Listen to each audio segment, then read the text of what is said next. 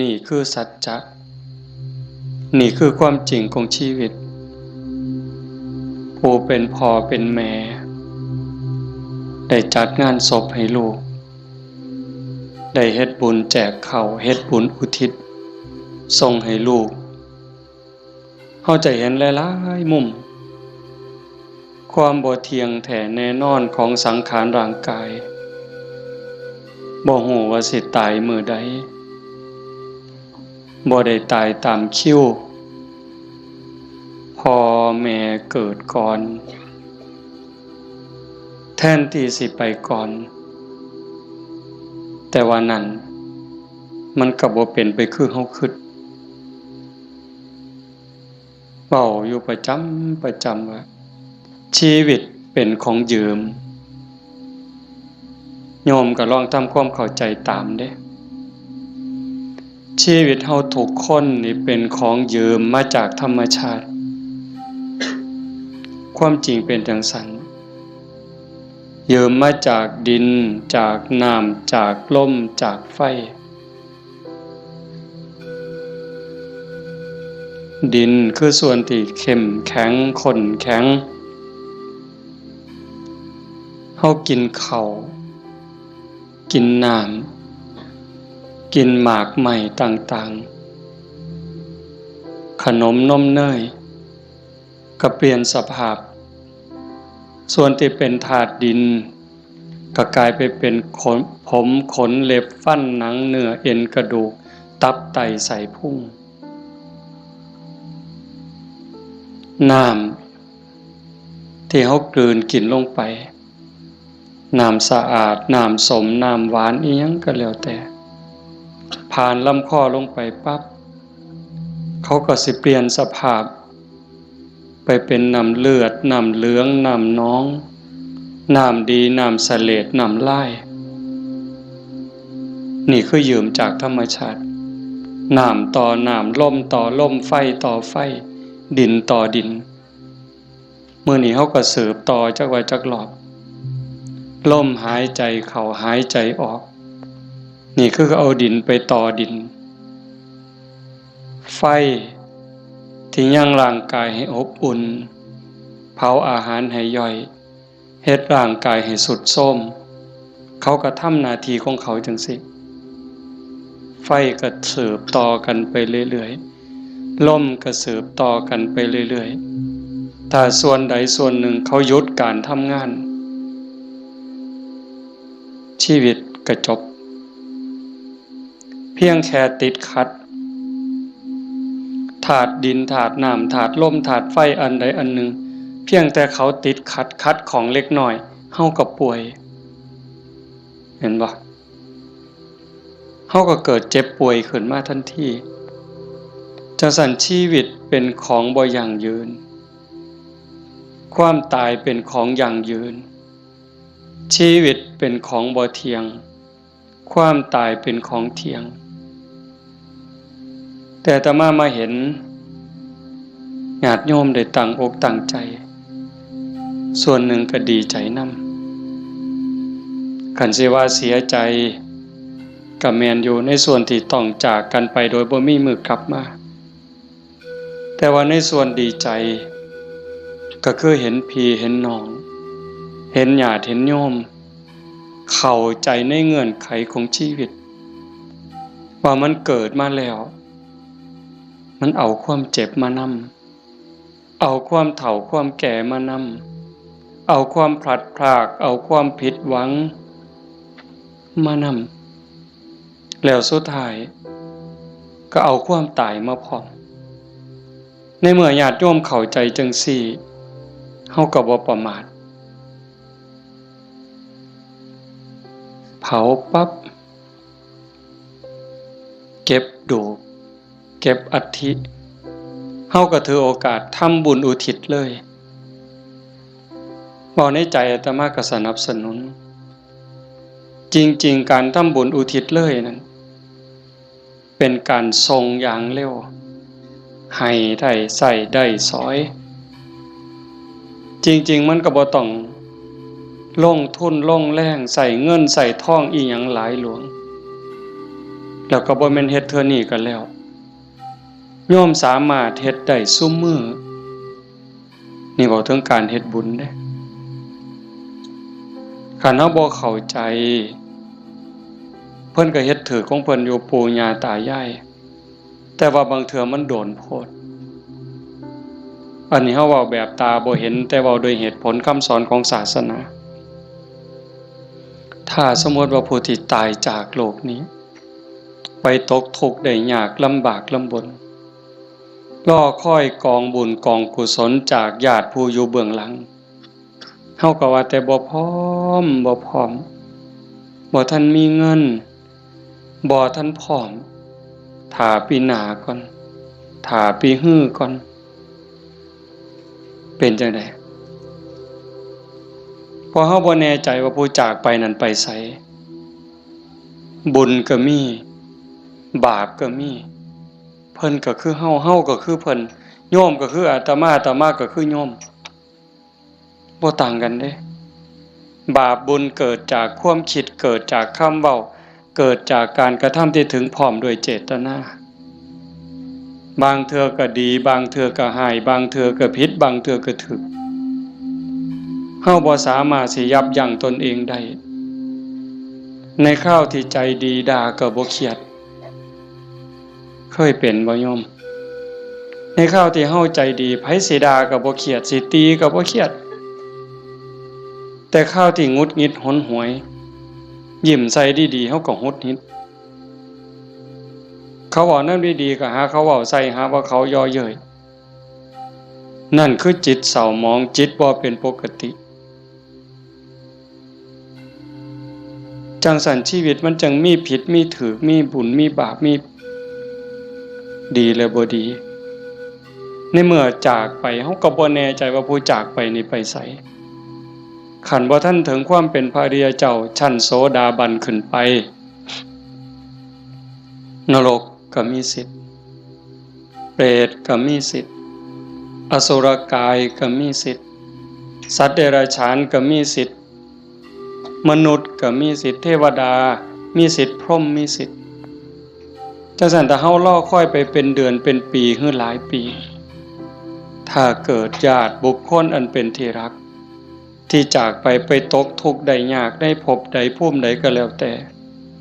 รอคอยบุญกุศลที่ผู้อยู่เบื้องหลังสิเป็นพ่อแม่พี่น้องสามีภรรยาลูกเต่าเหล่าหลานส่งไปให้บ่เฮ็ดบ่ส่งล่ะสิเป็นแนวใดทุกข์แล้วก็ทุกข์อีกทรมานแล้วก็ทรมานอีกแต่คันเฮาส่งบุญปั๊บคันตกทุกข์ได้ยากลำบากลำบนเฮ็ดบุญถูกเฮ็ดบุญแม่นตามคำสอนพระพุทธเจ้า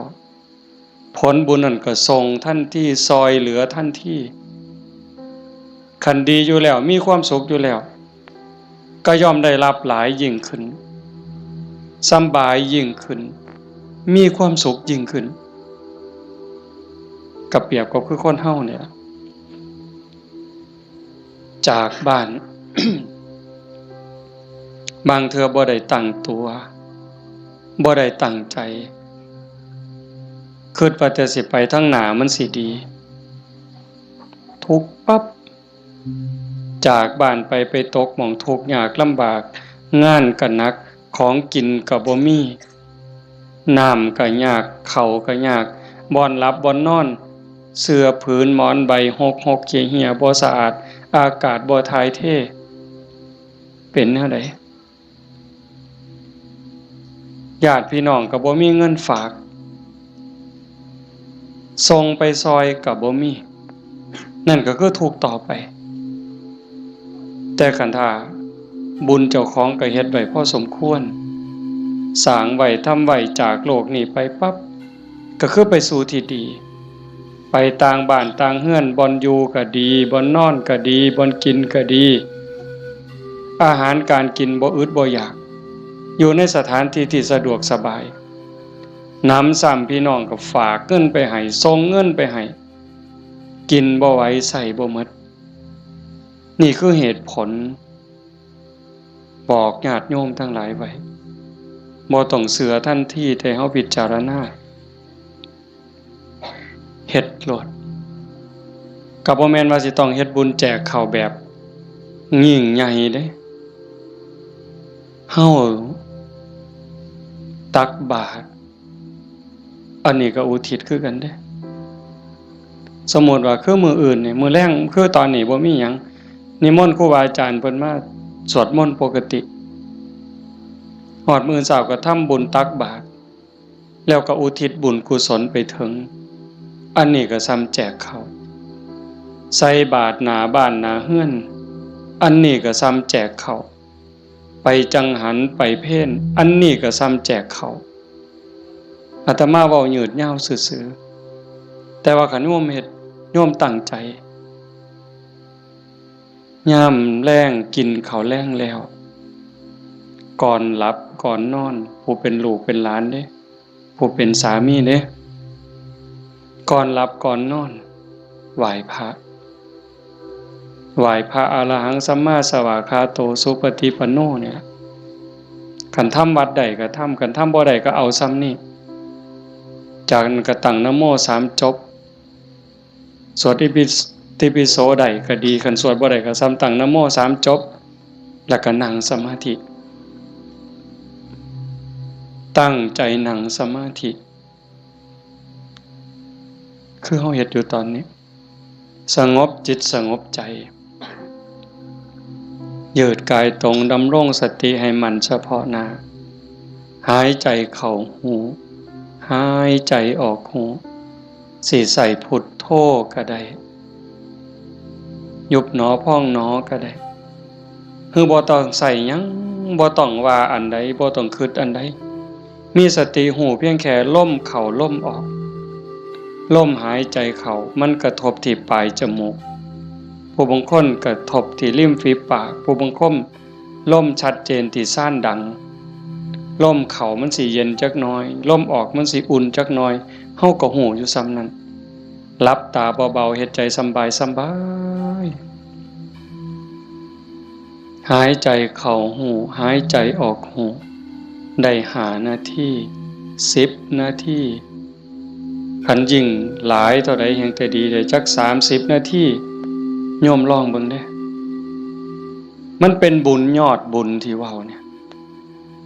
คันเฮาสิเฮ็ดบุญแจกข้าวตามธรรมเนียมตามประเพณีเหตุข้องที่บ้านเมืองเพิ่นพาเฮ็ดเลี้ยงเหล้าเลี้ยงยาขาหมูขางัวจ้างหนังจ้างหมอลำหมดเป็น 400,000 500,000เว้าซื่อๆหมดเงินเป็น 400,000 500,000แบบว่ามาเลี้ยงหนังจ้างหนังจ้างหมอลำเลี้ยงเหล้าเลี้ยงยาหมดเป็น 400,000 500,000บ่ได้บุญหลายซ้ำนั่งสมาธิ5 นาทีสำดอกไม่ออกด้วยเหตุผลของธรรมความเป็นจริงที่องค์สมเด็จพระบรมศาสดาสัมมาสัมพุทธเจ้าสอนไว้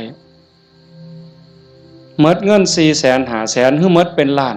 บ่ได้บุญหลายซ้ำนั่งสมาธิ5 นาทีเด้1บุญเกิดกับเฮาโยมเฮ็ดบุญเฮ็ดหยังก็ตามเสียบุญอุทิศให้โยมไม่ออกท้องใบมื้อนี้คือกันบุญนั่นต้องเกิดกับโยมก่อนเกิดขึ้นกับจิตกับใจกลายเป็นสมบัติของโยมทุกคนซะก่อนแล้วก็จังอุทิศไปถึงบุญบ่มีโตแต่มันก็มีอานุภาพบาปบ่มีโตแต่ก็มีคุณภาพมีอานุภาพบุญส่งเสริมให้เกิดความสุขเกิดความสะดวกสบายเกิดความเจริญรุ่งเรืองในชาตินี้ในชาติหน้าได้สมหวังดังใจอันนั้นย้อนบุญบาปตามเผาผลาญเผาล้นให้เกิดความทุกข์ความเดือดร้อนความทุกข์ความเดือดร้อนในบ้านในเฮือนในชีวิตในครอบครัวเฮ็ดให้เกิดความผิดหวังนั่นให้โยมเข้าใจว่าผลของบาปทั้งหมดแต่สิ่งเฮ็ดให้เกิดความสุขเกิดความสำบายอกสำบายใจลูกดีผัวดีเมียดีขาทาสบริวารคนรอบข้างเป็นคนดีมีศีลมีธรรมไว้เนื้อเสื่อใจสุขภาพแข็งแรงอายุมั่นคนยืนบุญทั้งหมดเฮาสิเฮ็ดบุญอุทิศให้ญาติให้ผู้ใดก็แล้วแต่บุญต้องเกิดกับจิตกับใจเฮาก่อนคือกันกับเฮาสิเอาขนม เอาเงินเอาทองเสื้อผ้าหนาแพร่เครื่องใส่ไม้สอยหยิบยื่นให้คนที่เฮาอยากให้สิเป็นไผก็ตามที่เฮาอยากให้เพิ่นเฮาก็ต้องมีของสิ่งนั้นในมือเป็นกรรมสิทธิ์เด็ดขาดของเฮาจะเอาขนมให้เอาเงินให้เอาหมักไม้ให้พ่อแม่พี่น้องลูกเต้าเราหลานเฮาต้องมีขนมมีเงินมีทองมีหมักไม้เป็นสมบัติส่วนตัวเป็นกรรมสิทธิ์ของเฮาโดยเด็ดขาดจังสิสามารถหยิบยื่นให้ลูกให้หลานให้พ่อแม่พี่น้องบุคคลที่รักจังสิได้บุญคือกันต่างกันกับแก้วแหวนเงินทองบักไม้บักไหลจักหน่อยคือแก้วแหวนเงินทองบักไม้บักไหลนั่นเฮาให้แล้วมันหมดให้แล้วมันหมดแต่ว่าบุญนี่แห่งให้แห่งได้แห่งให้แห่งหลายแล้วก็บ่จำเป็นจะต้องยุ่งยากอีหยังหลายเป็นหยังจังเว้าหลายแต่บุญเนี่ยเพราะว่าบุญมันเป็นที่เพิงพระพุทธองค์เพิ่นบอกว่าปุญญานิปะละโลกัสสมิงปฏิทาโหนติปานินังเพราะเหตุว่าบุญนั้นเป็นที่พึ่งของสัตว์ทั้งหลายในโลกนี้ในโลกหน้าพร้อมทั้งโลกต่อไปชี้แจงอีกนิดนึงบุญเป็นสื่อของความสุขความดีความงามความโล่งโปร่งเบาความสบายอกสบายใจก็เกิดจากการคิดพูดทำในสิ่งที่ถูกต้องโยมเคยสุขคนเฮาคิดถูกต้องแล้วเว้าถูกต้องเฮ็ดถูกต้องสบายใจมีความสุขมีความเอิบอิ่มเฮาสบายใจแล้วยิ่งมันเป็นประโยชน์กับตัวเฮาเป็นประโยชน์กับพ่อแม่พี่น้องกับผัวกับเมียกับลูกกับหลานยิ่งเป็นประโยชน์กับคนหลายเท่าใดเฮาก็ยิ่งภูมิใจเท่านั้นนั่นคือบุญหลายเห็นปัจจุบันก็คือความสุขใจความปราบปลื้มใจความยินดีความเอิบอิ่มชาติหน้าเด้นำไปสู่สวงสวรรค์นำไปสู่พรหมขันบุญหลายได้เนี่ยใส่บุญกินบุญอยู่ทั้งสวรรค์ทั้งพรหมโดนปันใดน่านปันใดนั่นก็ขึ้นอยู่กับกำลังของบุญที่สร้างเมิดเวลาจากสวรรค์หรือจากพรหมกลับมาเกิดเป็นคนอีกขันกำลังบุญที่เฮ็ดที่ทำไว้มันหลายแม่นกลับมาเกิดเป็นคนอีกเถื่องามหน้าตาดีผิวพรรณดีสวดทรงดีสุ่มเสียงดีฐานะดีร่ำรวยสติปัญญาดีโรคภัยไข้เจ็บหน่อยอายุยืนไปไสก็มีคนหักมีคนนับหน้าถือตานี่กำลังบุญเด้แต่คันถามมันตรงกันข้ามคิดก็คิดผิดเว้าก็เว้าผิดเฮ็ดหยังก็เฮ็ดผิดเฮ็ดแล้วปั๊บกลับเป็นทุกข์ในปัจจุบันโยมก็เห็นอยู่เวลาเอาเฮ็ดผิดเว้าผิดศีลผิดธรรมผิดกฎหมายบ้านเมืองเดือดร้อนตั้งแต่เฮ็ดแล้วตอนเฮ็ดโดยอำนาจของกิเลสย้อนความโลภย้อนความโกรธโลภอยากได้ของเขาอยากลักของเขาอยากจี้ของเขาอยากยักยอกอยากคอร์รัปชันโกงกินเป็นจังได๋พอแต่เฮ็ดลงไปแล้วทุกข์เว้าด้วยความโกรธเว้าด้วยความอิจฉาริษยากระแทกแดกดันใส่หอดพ่อหอดแม่บางเทื่อหอดพระสงฆ์องค์ข้าเจ้าเว้าพื้นนินทาเว้าแล้วสะใจในขณะที่เว้าสะใจหลายเว้าแล้วคิดว่าโอ้ยมันสิบ่บาปบ่คิดที่หลังเป็นทุกข์บัดไหม้เจ้าของเผาเจ้าของเห็นบ่ในปัจจุบันก็เป็นทุกข์จังซี่เดือดร้อนจังซี่คันมันกว้างไปเท่าใดคนหู้เท่าใดเขาก็เกิดความรังเกียจเกิดความบ่ไว้ใจเกิดความบ่นับถือ ไปไสก็บ่ได้รับการต้อนรับเพียงแค่เว้าบ่จริงเว้าบ่แม่นเท่านั้นขี้ตัวเป็นคนบ่ซื่อบ่สัตย์เขาก็บ่ไว้วางใจซ้ำนี้ก็เดือดร้อนแล้วเด้ปัจจุบันเด้นี่คันจากโลกนี้ล่ะตายลงไปล่ะพูนลงนรกพุ่นเปรตพุ่นอสุรกายพุ่นสัตว์เดรัจฉานพุ่นใส่บาปใส่กรรมเมิดแล้วมาเกิดเป็นคนมันต้องมาเด้มาแน่นอนเด้มาเกิดเป็นคนเศษบาปตามมาขี้ร้ายหนักที่สุดพิการแต่เกิดแขนหลีบขาหลีบหูหนวกตาบอดแล้วแต่สิเป็นตั้งเถื่อก็สมบูรณ์อยู่แข้งขามือตีนสมบูรณ์คือเพิ่นแต่ว่าขี้ร้าย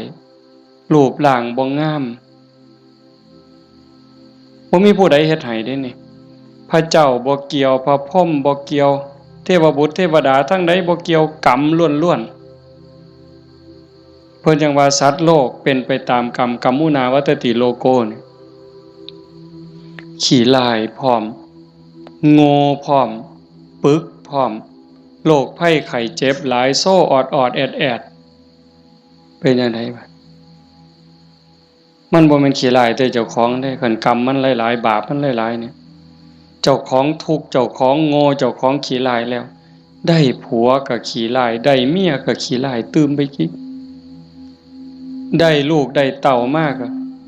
คือกันขี้ร้ายแล้วบ่พอเด้โง่อีก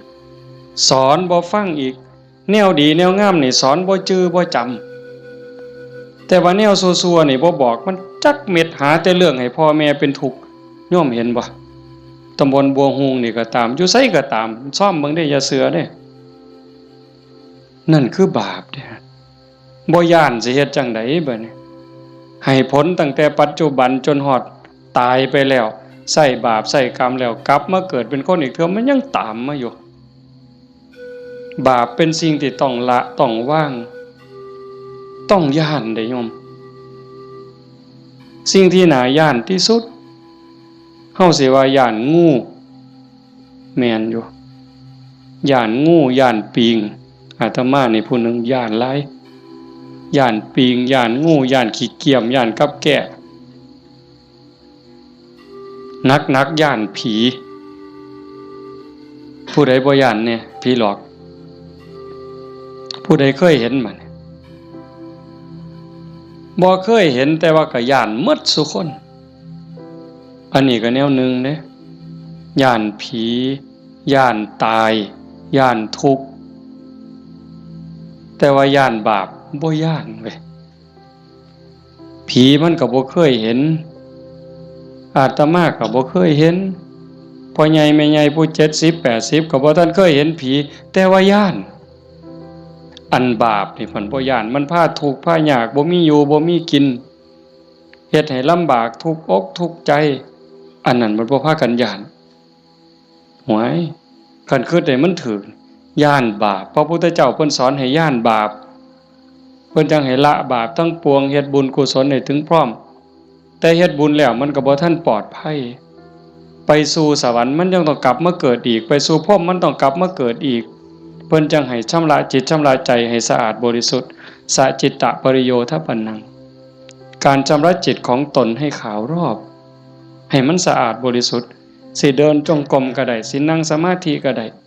หรือแม้แต่เฮ็ดให้ใส่หน้าอยู่กลางทงกลางทาคันมีสติระลึกรู้ในอารมณ์ปัจจุบันฮู้ในอารมณ์พระกรรมฐานคันสมมุติว่าเฮาเบิ่งลมหายใจนี่เฮ็ดหน้าอยู่ก็เบิ่งลมได้ย่างน้ำก้นงัวก้นข้วยก็เบิ่งลมหายใจได้เข้าห้องน้ำห้องส้วมก็เบิ่งลมหันใจได้แม้กระทั่งยามนอนไหว้พระแล้วนั่งสมาธิแล้วบ่ไหวแล้วอยากนอนลงก่อนมันสิหลับก็เบิ่งลมหายใจได้คันเฮานอนลงไปหายใจเข้าหูหายใจออกหูหลับยามใดก็สร้าง เพิ่นบอกว่าคันเฮานอนหลับไปกับลมหายใจเนี่ยเทวดารักษามีผลหลายได้โยมเทวดารักษาคันเฮาเจ็บไข้ได้ป่วยโรคอย่างน้อยๆโรคบ่แห้งมันนั่นเถาะเศร้าโรคทางกายก็เบาบางโรคทางจิตทางใจก็เบาบางหนำซ้ำก็ยังเป็นบุญอีกเทวดาคุ้มครองรักษาบ่ไหลตายเด้เพราะว่าตัวสมาธิเนี่ยคอยเฮ็ดคอยสร้างคอยทำจังสันโยมเฮ็ดบุญแจกเขาธรรมะจังหวะสนับสนุนเฮามีโอกาสมื้อต่อไปปีต่อไปเฮาจะเฮ็ดจัดเป็นการเป็นงานก็จังว่ากันอีกเทื่อนึงเฮ็ดดูบ่ผิดเฮ็ดบุญนี่บ่ผิดพระพุทธเจ้าเพิ่นบอกว่าเฮ็ดดูๆเฮ็ดบ่อยๆให้ทำความพอใจในบุญนั่นเพราะการสั่งสมสะสมเอาไว้ซึ่งบุญนำสุขมาให้เฮ็ดดูบ่ผิดบุญแต่ว่าบาปอย่าเฮ็ดเพราะมันทุกข์มันเดือดร้อนฉะนั้นเฮาตั้งใจพาพี่พาน้องเฮ็ดบุญเนี่ยเห็นลูกหลานเด็กเล็กเด็กน้อย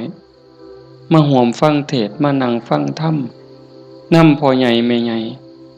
แต่มาว่ามันงามนี่คือความงดงามของชาวพุทธโยมจำไว้เด้พาเขามาส่วนเขามามื้อวันเสาร์วันอาทิตย์ส่วนเขาไปวัดไปใส่บาตรไปจังหันผู้ชายก็ให้หัดประเคนพระเขาเฮาสิได้ลูกดีหลานดีอาศัยผู้อื่นบ่ได้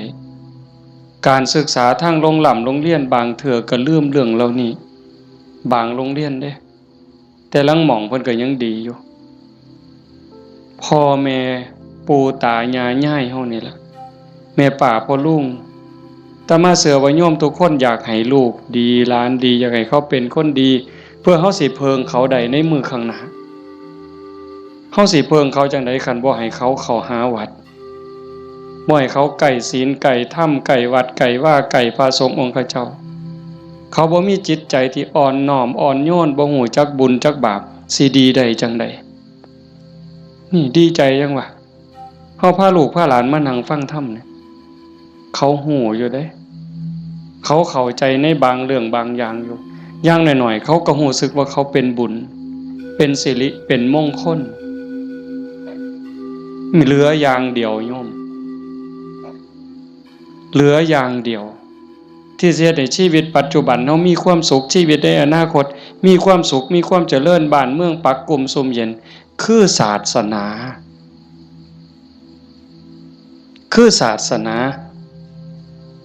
เรื่องกฎหมายนี่โยมเลิกยังเพิงบ่ได้ 100% ยิ่งพวกนักการเมืองสสต่างๆเศร้าเว้านำเลยพวกนั้นเพิงบ่ได้เข้าหาประโยชน์ใส่ตัวเขาต่างหากหักเข้าจริงๆบ่เป็นพี่เป็นน้องเขาจริงๆบ่บ่มีดอกคันเขาหักเข้าจริงๆนะหักบ้านหักเมืองจริงๆเขาต้องเฮ็ดสวัสดิการให้เฮาได้หลายบ่ต้องเอาของมาแจกดอกบ่ต้องเอาเงินเอาทองเอาเขาเอาของมาให้เฮาดอกพูดเขาไปสภาพพุ่นนำความทุกข์ความเดือดร้อนเฮาไปเว้าเป็นเรื่องเป็นราวต่อสู้เพื่อให้เกิดความมั่นคงในการเป็นอยู่ของพี่น้องประชาชนแต่นี่เฮาบ่เห็นมีแต่ไปเถียงกันอยู่คนละมุมก็เถียงอย่างเดียวมุมนั้นเฮ็ดถูกกูก็สิเถียงเฮ็ดผิดก็สิเถียงเฮ็ดถูกก็สิเถียงนั่นคือเขาบ่ได้หวังประโยชน์กับเฮาแต่สิ่งที่เฮาเพิงได้คือศาสนาวัดว่าอารามครูบาอาจารย์หลวงปู่หลวงตามื้อใดครูบาอาจารย์บ่หวังดีกับเฮายามมื้อเช้า ไหว้พระทำวัดสวดมนต์กับแผ่เมตตาสัพเพสัตตาสัตว์ทั้งหลายที่เป็นเพื่อนทุกข์เกิดแก่เจ็บตายแผ่เมตตาแล้วก็กรวดน้ำอุทิศบุญกุศลบ่มีที่สุดบ่มีประมาณยามสาวมาบิณฑบาตแม่โยมสิไปวัดไปจังหันไปเพ่นให้พรเพิ่นบ่ได้ให้เล่นเด้สัพพิติโยนั่นคือเอาจิตเอาใจเอาความหวังดีปรารถนาดีอุทิศให้ยิ่งได้เจริญสมาธิเจริญภาวนาจิตสงบจิตมีพลังโยมหูเองเนี่ยโยมทุกคนหูเองเนี่ยนั่งฟังอาตมาเว้ามานี่มัน30 นาทีแล้วโยมฟังอาตมาเทศมา30 นาทีคนที่ตั้งใจนั่งสมาธิฟังแต่แรกสิรู้สึกว่าตอนนี้กายเบากายโยมเบาใจโยมเบาใจมันสงบใจมันมีกำลังใจโยมเริ่มมีความสุขลึกๆเนี่ยพิสูจน์ได้คำสอนพระพุทธเจ้ามันบ่ได้ล้าสมัยอีกยังท่านสมัยล้ำสมัยไปอีกล้านปีพุ่นโยมเป็นพยานเด้อาตมาบ่ได้เว้าเอาเองเด้ทุกคนที่นั่งสมาธิฟังธรรมน้อมจิตน้อมใจลงสู่กระแสธรรมตอนนี้กายเริ่มเบาจิตเริ่มเบาความเอิบอิ่มรู้สึกปลื้มใจในตนเองมันเกิดนี่คือบุญเนี่ยแต่มาจังหวะแต่ตอนแรกโอ้ยอย่าว่าแต่500,000ต่อให้100 ล้านเฮ็ดบุญตามเขาว่าเนี่ยบ่มีเหล้าบ่มีบุญบ่มีเหล้าบ่เป็นบุญบ่ขาหมูขางัวบ่เป็นบุญบ่มีหนังบ่มีหมอลำบ่เป็นบุญพวกหมู่นั้นต่อให้100 ล้านสภาพที่จิตใจเป็นสุขสงบร่มเย็นมั่นใจมันย่อมมั่นใจเด้แต่การเฮ็ดแบบนั้นเฮาสิมีอารมณ์เย็นแบบนี้บ่สิมีความรู้สึกอบอุ่นใจปราบปลื้มใจยินดีใจมั่นใจว่าญาติตายไปแล้วสิได้บุญบ่มีดอกนั่นเว้าซื่อๆเชื่อซื่อๆมีความเชื่อแล้วก็ถูเอาสีขางเขาถูเพิ่นว่าหุ่นรู้ว่าไปซื่อๆเฮาก็ลองหลับตาเบิ่งศีลข้อที่1มีบุญต้องมีศีลมีกินต้องมีทานคำโบราณเพิ่นว่าข้อที่1ปานาติปาตาเวรมณีเจตนางดเว้นจากการทำสัตว์ที่มีชีวิตให้ตกล่วงผู้ใดก็ฮักชีวิตคือกันกับเฮาหมดมันก็บ่อยากตายนอนมันก็บ่อยากตายเม่งใหม่มันก็บ่อยากตายเพราะว่าแต่อยากตายเลยแม้แต่เจ็บมันก็บ่อยากเจ็บเฮาเนี่ยบ่หาแต่เขามาถิ่มมาแทงโดยมีดโดยหอกเด้ตั้งแต่หมอฉีดยาเฮาเจ็บเฮาป่วยสิฉีดยาให้เฮาหายเจ็บหายป่วยบางเทื่อเฮาก็ย้านเจ็บภาษาเข็มฉีดยาซำนั้นแล้วเขาบ่ได้ฉีดให้ตายบ่ได้ฉีดให้ทุกข์ทรมานอีหยังฉีดยาเพื่อรักษาโรคเจ็บไข้ได้ป่วยเพื่อให้เฮาได้แข็งแรงเฮายังย้านนี่แค่เจ็บเด้เนี่ยสินับภาษาหยังบัดนี้เอาค้อนทุบหัวเขาเอามีดปาดคอเขาเอาใจเขามาใส่ใจเฮาทบทวนจังซี่เฮาก็เห็นว่าล่ะข้อที่1ขาแล้วมันสิได้บุญมาแต่ไสบาปแล้วครับเลี้ยงเหล้าเลี้ยงยาข้อที่5ขาดไปอีกคันยิ่งมีหนังมีหมอลำมาอีหยังสิตามมาศีลข้อ3หลายๆคนอาจสิขาดย้อนงานบุญเฮางานบุญเฮาคือเอาเองเนี่ย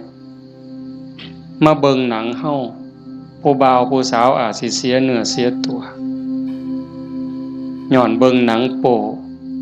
ย้อนเบิ่งหมอลำสิ่งมันเว้าลามกแม่นบ่แม่นไม่ออกบ่ออกทบทวนเอาเองอดีตหมู่เจ้าทบทวนเอาเบิ่ง หนังขาหนังแกงกินเหล้าเมายาแล้วตีกันตื้มบัดนี้เมาเหล้าแล้วเว้าเข้าป่าเข้าดงโกหกพกล่มใส่ลายป้ายสีศีลก็สีเสียอีก1แล้ว3 4 5เสียข้อที่2มาเบิ่งหนังเฮามาเบิ่งหมอลำเฮากลับไปลักไก่น้ำทางไปต้มอีกต่างหากหมดอ้อยซอยเลยเฮาเป็นต้นเหตุของบาปเลยบัดนี้แต่กันเฮ็ดแนวนี้อันพวกมานั่งฟังเทศน์นี่เอาตั้งแต่เด็กน้อยจนฮอดผู้เฒ่านี่ผู้ใดคือสิไปขากบเนี่ยลบไปนี่ผู้ใดสิไปขากุ้งเนี่ยแล้วบ่มีคือสิโอ้ยลบมื้อนี้ลักบักนาวนำทางดอกเว้ยมีบ่แล้วสิไปผิดผัวผิดเมียเขาดอกคิดก็บ่กล้าเฮาเชื่อมั่นเราได้บาปมีบุญมีชาติหน้าชาติก่อนมีนรกสวรรค์มีเฮ็ดดีดีจริงเฮ็ดชั่วจริงผู้ใดเฮ็ดอันใดได้อันนั้นหว่านพืชเช่นไรได้ผลเช่นนั้นเห็นบ่สิไปผิดผัวผิดเมียไผมันสิไปกล้าซั่นบ่สิไปเว้าตัวคนสิไปยู่ให้คนผิดกันสิไปเว้าปากพล่อยๆมาสิกล้าบาปมันอยู่นำเจ้าของเนี่ย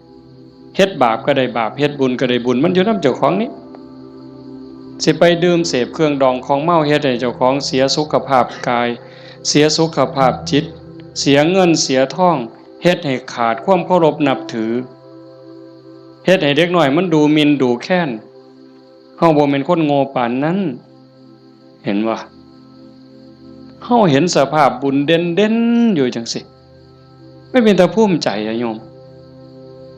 คันสิเว้าเนาะคันบุญโยมบ่หลายเนี่ยโยมบ่ได้เกิดเป็นคนบ่ได้เป็นมนุษย์คันบุญบ่หลายพ่อบ่ได้เกิดเป็นคนไทยดอกโยมบ่ได้เกิดในผืนแผ่นดินไทยบ่ได้เกิดใต้ร่มใบบุญของนายหลวงเด้บุญบ่หลายพ่อบ่ได้นับถือพระพุทธศาสนานับถือพุทธศาสนาแล้วบุญบ่หลายพ่อบ่ได้เกิดในบ้านที่มีวัดมีว่ามีครูบาอาจารย์เอิ้นเข้าหาศีลหาธรรมบ่มีกัลยาณมิตรบ่มีพี่มีน้องที่ฮักศีลฮักธรรมนำกันบ้านโน่นตุนเฮาก็สิบ่ใหญ่ปานใดจักหลังคา85คันเฮาบ่ฮักศีลฮักธรรมคันบุญบ่หลายเฮาบ่มาร่วมกันหลายปานนี้หลายคนก็อาจสิล้าสิเมื่อยตั้งแต่โยมไม่ออกท้องใบเพิ่นจากไปมางานศพมื้อนี้ก็หมดมื้อวานก็หมดมื้อเอาไปเผาเฮ็ดเวียกเฮ็ดงานแน่ยามกลางคืนมาก็มาฟังครูบาอาจารย์เพิ่นสวดมนต์มานั่งเป็นหมู่เป็นพวกกันยามกลางเว้นก็ไปเฮ็ดเวียกเฮ็ดงานมื้อนี้มาร่วมกันได้ปานนี้ห่อขนมข้าวต้มถามว่ามันล้าบ่เมื่อยบ่เมื่อยเด้แต่เฮาก็กัดแขวกัดฟันมานั่งฟังเทศน์มาร่วมเอาบุญนำกันให้ทุกคนเข้าใจว่าทุกคนคือเจ้าภาพบ่แม่นแต่พ่อแม่กับสามีกับลูกหลานเด้ทุกคนคือเจ้าภาพอาตมาก็คือเจ้าภาพผู้หนึ่งเจ้าภาพอันใดเฮามาร่วมบุญสร้างบุญร่วมกันพระพุทธเจ้าเพิ่นบอกว่าเฮาทุกคนนี่โยมเคยตกนรกมาเมื่อเคยเป็นเปรตเป็นอสุรกายเป็นสัตว์เดรัจฉานเป็นเทวดาเป็นพรหมเป็นมนุษย์เกิดมานับชาติบ่ถ้วนกรีดลิงเล่ไล่เม่งใหม่ที่มันตอมหลอดไฟกบเขียดตั้งแต่นรกอเวจีไปไล่ตั้งแต่นรกจนไปถึงภวคภพบ่มีสัตว์โตใดบ่มีจิตวิญญาณดวงใดที่บ่เคยเกิดเป็นพ่อเป็นแม่เป็นพี่เป็นน้องเป็นผัวเป็นเมียเป็นญาติร่วมสายโลหิตเฮาเคยมาหมดแต่ว่าเฮาบุญหลายชาตินี้เนื่องจากว่าชาติก่อนๆพบก่อนๆเฮาเคยมีศีล5มีกุศลกรรมบท10ที่สร้างไว้ทำไว้พอสมควรจังส่งผลให้เฮาได้เกิดมาเป็นคนมาเป็นมนุษย์ผู้มีศีลละเอียดให้ทานไว้ดีรักษาศีลไว้ดีเจริญสมาธิไว้ดี รูปร่างหน้าตาผิวพรรณฐานะสติปัญญาจังดีจังงามกลัวกันเป็นขันเป็นตอนนั่นคือพลังบุญของเจ้าของเจ้าสัญโยมไม่ออกท่องใบสาสังที่เพิ่นจากไปแต่มาว่ากลับบ้านเก่าบ่ได้ตายดอกเมื่อบ้านเก่าอีหยังเมื่อบ้านเก่าดินเมื่อบ้านเก่าลมเมื่อบ้านเก่าไฟเมื่อบ้านเก่าน้ำเมื่อบ้านเก่าเพราะว่าเฮายืมเขามายืมจากธรรมชาติยืมจากดินน้ำลมไฟมาปั่นเป็นเนื้อเป็นตัวเมื่อเวลาเขาก็มาเอาคืนโยมเคยยืมเสียมไทบ้านบ่เคยยืมเสียมเคยยืมมีดเคยยืมบักจกเคยยืมขอดหน่อยเคยยืมขาดบ่ยืมเพิ่นมาเนี่ยสิสัญญาก็ตามบ่สัญญาก็ตามลางเทื่อเฮาสัญญาว่ายืมไปจักมื้อเนี่ยแต่เฮาเอามาเพิ่นก็ว่าเอาไปซะเอาไปใส่จักมื้อก็เอาไปตอนนั้นเพิ่นบ่ทันจำเป็นถ้าเกิดเฮาเอามาฮอดเฮือนปั๊บเพิ่นเกิดมีเรื่องจำเป็นขึ้นมาด่วนๆเพิ่นมาเอาคืนโอ้ข่อยเอามาเฮ็ดซะก่อนเด้อข่อยจำเป็นแล้วเฮาก็ว่าโอ้ยข่อยยืมของเจ้ามาตัวเฮาสิไปว่าจังได๋ต่อรองจังได๋บ่ได้เด้มันของเพิ่นคือยืมเงินยืมทองเขานี่แหละยืมมาใช้หนี้บ่ยืมมาซื้ออยู่ซื้อกินหยังก็แล้วแต่ฮอดวันเวลาบางเทื่อบ่ทันฮอดยิ่งบ้านนอกเฮายืมแบบพี่แบบน้องบ่ได้สัญญาอีหยังกันพ่อหน้ายามใดเพิ่นก็ทวงลางเทื่อเพิ่นบ่ทวงเฮาก็เกรงใจอันนี้ก็ยังพอเว้ากันได้แต่กับพญามัจจุราชต่อรองแนวใดพญามัจจุราชบ่เห็นแก่เงินค่ำแม่นสิมีเงินกือไทยเอาบ่มีได้บ่สนไต่โตบ่สนผู้ใดมีอำนาจนายพลนายพันเจ้าใหญ่นายโตพระสงฆ์องค์เจ้าคุณสมเด็จบ่งึดบ่สนใจซ้ำบ่เกรงใจอีกซ้ำขันบาปหลายก็โยนนรกโลดขันบุญหลายก็ไปตามทางจังสั่นเฮามีบุญได้เกิดมาพ้อพระพุทธศาสนามีกัลยาณมิตรมีพี่มีน้องที่หวังดีต่อกันเฮาก็ตั้งใจเฮ็ดบุญให้เจ้าของเฮ็ดบุญในมื้อนี้เทิงทานเทิงศีลเทิงภาวนาฟังเทศน์ฟังธรรมอ่อนน้อมถ่อมตนขนขวายในกิตติชอบเนี่ยก็ขอให้เฮาตั้งใจว่าเฮาเฮ็ดให้เจ้าของเบื้องต้นโยมทุกคนก็เฮ็ดให้เจ้าของเด้ไหว้พระโอ้คันเว้าถึงบุญนะโยมตั้งแต่ไหว้พระเนาะคันเฮ็ดด้วยความเข้าใจเด้คันเฮ็ดด้วยความเข้าใจเพียงแค่เฮาไหว้พระอรหังสัมมาสัมพุทโธภควาเข้าใจในความหมายว่าพระพุทธเจ้าเป็นพระอรหันต์ดับเพลิงทุกข์เพลิงกิเลสตรัสรู้ชอบได้ด้วยพระองค์เองเข้าใจว่าพระพุทธเจ้าคือไผเนี่ยแล้วก็กราบลงไปบุญมหาศาลหลายกว่าสร้างโบสถ์เป็นหลังบุญไม่ออกเหมือนเว้าไปปื้ออีกเด้คันสร้างโบสถ์บ่เข้าใจเฮ็ดโบสถ์แข่งกันถือกระสอบไปหาเหลี่ยไล่ได้เงินมากก็ขายน้ำทางในกินเหล่าเนี่ยเพราะเป็นประโยชน์สู่เฮาเฮ็ดจังซี่บ่ได้สัมอรหังสัมมาสวากขาโตภควตาธัมโมพระธรรมเป็นสิ่งที่พระผู้มีพระภาคเจ้าตรัสไว้ดีแล้วถูกต้องแล้วงดงามแล้วเป็นไปเพื่อดับทุกข์ในคำสอนพระพุทธเจ้าเข้าใจจังซี่แล้วกราบลงไปงามๆโอ้ยสำนี้ก็พ่อโยมสุปฏิปันโนภควโตสาวกสังโฆพระสงฆ์สาวกของพระผู้มีพระภาคเจ้าปฏิบัติดีแล้วพระสงฆ์คือไผด้วยความเข้าใจของชาวบ้านคือนี่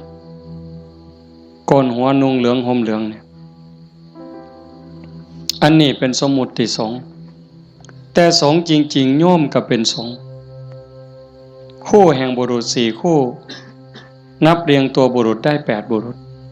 พอออกไม่ออกก็คือพระญาติโยมก็เป็นสงฆ์เป็นพระขันโยมปฏิบัติดีมีศีลมีธรรมมีจิตใจเมตตากรุณาโมทิตาอุเบกขาหวังดีกับทุกคนความโลภความโกรธความหลงความอิจฉาริษยาอาฆาตพยาบาทในใจของญาติโยมหน่อยลงเบาบางลงถึง 20% 25%หมดไป 25% ความโลภความโกรธความหลงอิจฉาริษยาเบาบางไปจากใจเฮา 25% โยมเป็นพระโยมเป็นสงฆ์มีลูกมีผัวมีเมียเฮ็ดให้ใส่หน้าทำมาหากินเป็นปกติแต่โยมกลายเป็นพระอีหลีได้บ่เนี่ยเป็นพระอีหลีพระจริงๆที่พระพุทธเจ้ายอมรับนับว่าเป็นลูกเห็นบ่อาตมาบ่ได้เว้าเอาเองจักเม็ดให้โยมนุ่งเหลืองห่มเหลืองโกนหัวนอนอยู่วัดแต่ขันธกิเลสยังมีบ่ลดไปลังเทื่อก็ขี้ร้ายกว่าชาวบ้านอีกบางหม้องบางมื้อบางวันบางเวลาอาตมาก็ผู้หนึ่งบางมื้อก็ขี้ร้ายกว่าโยมแนวนี้ก็เป็นแค่สมมุติสงฆ์บ่ท่านเป็นที่ยอมรับของพระพุทธเจ้าพระสงฆ์ปฏิบัติดีปฏิบัติซื่อตรงตามคำสอนพระพุทธเจ้าบ่คดบ่ง้อบ่ออกนอกทางปฏิบัติเพื่อออกจากทุกข์มีชีวิตเพื่อกำจัดกิเลสหายใจเข้าก็เพื่อกำจัดความเห็นแก่ตัวหายใจออกก็ทำลายความเห็นแก่ตัวนี่แหละเฮ็ดหยังก็พอดีพองามหวังประโยชน์กับคนอื่นหวังดีกับคนอื่นเมตตาต่อผู้อื่นทำลายความเห็นแก่ตัวให้น้อยลงทำลายแค่ความเห็นแก่ตัวให้มันเบาลงบางลงหน่อยไปนี่คือสงฆ์ปฏิบัติสมควรแก่การต้อนรับแก่การกราบไหว้ทั้งเถื่ออาตมาเนาะเวลาที่รู้สึกว่าเจ้าของบ่ดีโยมกราบซ้ำเอาหอกเอาดาบแทงยิ่งโยมศรัทธาเท่าใดแห้งแต่เป็นตาย้านผู้เฒ่าผู้แก่หัวขาวหัวค่อนสิเอาบักไม้ให้กราบแล้วยกใส่หัวลับตาพูนคิดฮอดพ่อฮอดแม่ฮอดพี่ฮอดน้องว่าแม่นพ่อแม่ในชาติปัจจุบันฮอดชาติก่อนพบก่อนฮอดเจ้ากรรมนายเวรถวายน้ำขวดหนึ่งก็หวังบุญสอบทอพอต่อแม่พุ่นให้ขนมนมเนยใส่บาตรญาติพกถวายผ้าถวายผ่อนเงินทองแก้วแหวนเขาบ่ให้ย้อนหักเด้ให้ย้อนอยากได้บุญบ่ให้ย้อนหลงแต่ว่าให้ย้อนอยากได้บุญเกิดกับเจ้าของแล้วอุทิศไปให้พ่อแม่โยมันสิบ่คือหอกคือดาบบ่คือน้ำกรดบ่คือน้ำร้อนเทหดเสียจังได๋จังสั่นนะเพียงแค่โยมเข้าใจว่าพระพุทธเจ้าคือใครพระธรรมคือใครพระสงฆ์คือใครโยมเข้าใจจังสิเพียงแค่อรหังสัมมาสัมพุทธัสสะโตสุปฏิปันโนพ่อโยมพ่อเลยบ่ได้จำเป็นเลยว่าเขาต้องเฮ็ดใหญ่เฮ็ดโตหมดเงินเป็นแสนเป็นล้านบ่ลองเบิ่งน่ะขันไม่ออกพอออกบ้านโน่นตุ่นเฮาเป็นจังซี่นี่ก็มีศีลมีธรรมในใจเด้อยู่เฮือนก็เฮ็ดจังซี่บ่ต้องรวยดอกโยมบ่ต้องรวยแล้วบ่ได้มีความสุขดอกคันบ่มีศีลบ่มีธรรมนั่นอยู่ซ้ำเฮาอยู่เฮ็ดอยู่เฮ็ดกินพ่อสมมาภาควรบ่เดือดร้อนตนเองบ่เดือดร้อนผู้อื่นก็พอได้อยู่ได้กินแต่ว่าให้จิตใจมีธรรมะเพิงผ้าอาศัยหยิบยื่นแบ่งปัน ซอยเหลือเกื้อกูลคือโยมเป็นกันอยู่เห็นว่าทุกคนคือพี่คือน้องทุกคนคือเพื่อนร่วมทุกข์เกิดแก่เจ็บตายมีความสุขบ่คันอยู่แบบนี้ก็บ่แม่นสิเงียบแบบนี้เลยได้ก็เว้ากันนำจากันนำแต่ว่าให้จิตใจเฮาเป็นจังซี่เข้าใจกันฮักกันคือพี่คือน้องเป็นแนวใดผู้จากไปก็สำบายใจเอาสมมุติว่าคือโยมไม่ออกท้องใบเพิ่นจากเข้าไปเนี่ยก็บ่ไปไสดอกความเป็นจริงอยู่นำเฮานี่ล่ะจริงๆบ่ได้ไปไสเด้เพียงแค่ธาตุดินน้ำลมไฟกลับคืนสู่ธรรมชาติดวงจิตดวงวิญญาณเดินทางไปตามบุญตามบาปของตนเองญาติพี่น้องผู้อยู่เบื้องหลังก็อุทิศบุญกุศลไปให้แต่ว่าด้วยสภาวะความผูกพันความเป็นลูกเพิ่นเป็นลูกของพ่อใหญ่ท้องมาแม่ใหญ่ที่พ่อแม่ก็สิ้นไปแล้วแม่นบ่อ๋อเฮาตั้งใจเฮ็ดบุญอุทิศไปนำเนาะแต่มาเข้าใจผิดเอาก็บ่เป็นหยังพ่อใหญ่ท้องมาแม่ใหญ่ที่คือกันที่เฮาว่าจากไปเพิ่นก็บ่ได้ไปไสเลือดเนื้อเพิ่นอยู่นำเฮาแม่นบ่โยมไม่ออกท้องใบคือกันเพิ่นแบ่งเลือดแบ่งเนื้อมาเป็นโตเฮาเพิ่นก็อยู่นี้อยู่ในโตเฮานี้คำสอนคำสั่งคำบอกอันนี้เด้อลูกอันนี้เด้อหลาอันนี้เด้อคำเอิ้นบักหลาเอิ้นอีนางเอิ้นทองคำอีแม่แม่นบ่เพิ่นเอิ้นจังซั่นเด้บักหลาอีนางทองคำอีแม่เพิ่นว่าอันนี้มันถูกเด้ออันนี้มันดีเด้ออันนี้มันบ่แม่นอันนี้มันบ่ถูกอย่าพากันเฮ็ดมันบาปอย่าเว้าจังซั่นมันบาปคันเว้าจังซี่เว้าจังซี่แม่นแล้วบักหลาอีนางสาธุโอ้ยใจแม่นเจ้าเว้าดีใจแม่นเจ้าเว้าถูกนี่คือคำสอนฮักกันเด้อันนี้เอื้อยเด้อันนี้อ้ายเด้คันน้องเถียงอ้ายอย่าไปเถียงเอื้อยอย่าไปเถียงอ้ายคันอ้ายรังแกน้องเอื้อยรังแกน้องอย่าไปเฮ็ดบ่โหนเป็นน้องบ่เห็นบ่เพิ่นตายอยู่ว่ะเพิ่นไปไสอยู่ว่ะดินดอนตอนหญ้าเฮือนซ่านบ้านซองจากเหงื่อจากแห้งอาบเหงื่อตังน้ำสร้างหลักฐานให้ลูกได้อยู่เป็นของเพิ่นบ่จังว่าคันคิดฮอดพ่อคิดฮอดแม่นั่นก็ฮักพี่ฮักน้องอยากให้พ่อแม่ได้กินข้าวกินน้ำนุ่งเสื้อผ้าหน้าแพรดีๆงามๆคันแม่นพ่อแม่บ่อยู่นำเป็นเนื้อเป็นตัวแล้วก็เฮ็ดกับพี่กับน้องนั่นล่ะอยากเว้ากับพ่อแม่ม่วนๆก็เว้ากับพี่กับน้องนี่ล่ะเว้ากับป้ากับลุงมันคักแท้เด้โยมคันเฮาคิดให้มันเข้าใจนี่พ่อแม่บ่ไปไสปู่ย่าตายายบ่ไปไสแล้วทุกคนก็คือพี่คือน้องเข้าใจให้มันคักๆเข้าใจดีๆในคำสอนพระพุทธเจ้าประเสริฐที่สุดบ่มีศาสนาใดสิสอนความจริงความถูกต้องงดงามเกินพระพุทธเจ้าบ่มีผู้ใดสิฮักเฮาหวังดีต่อเฮาเกินพระพุทธเจ้าจังบอกคำสอนเอาไว้เพิ่นบ่บอกให้เฮาไปทำพิธีอันนั้นอันนี้ดอกอันนั้นบ่แม่นพิธีสะเดาะเคราะห์ต่อชะตาเสริมดวงพระพุทธเจ้าบ่สอนบ่แม่นเว้าดีต่อกันนี่พระพุทธเจ้าสอนคิดถูกต้องพูดถูกต้องทำถูกต้องจากถูกต้องก็จังไปสู่ดีงามอย่าว่าดีเด้อย่าว่าดีก่อนดียังบ่ทันถูกต้องเด้คันคนเขามักกินเหล้าเฮาซื้อเหล้าสู้กินเขาว่าดีเด้แม่นบ่ล่ะคันพวกผู้ชายมักเล่นมักเที่ยวมีหมู่พาไปเที่ยวซ่องเขาว่าบักนี่ดีเด้พวกมักเล่นไพ่เล่นไฮโลเล่นการพนัน